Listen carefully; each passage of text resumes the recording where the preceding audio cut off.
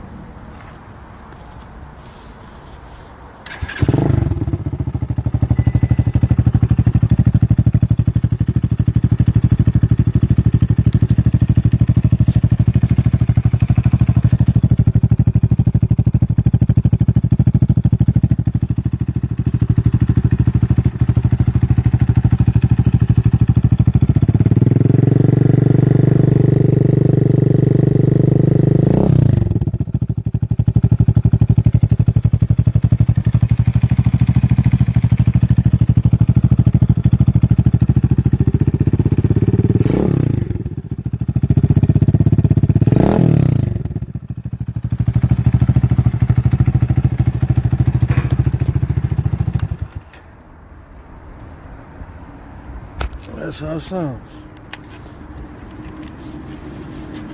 It's alright. Just for now, straight for now.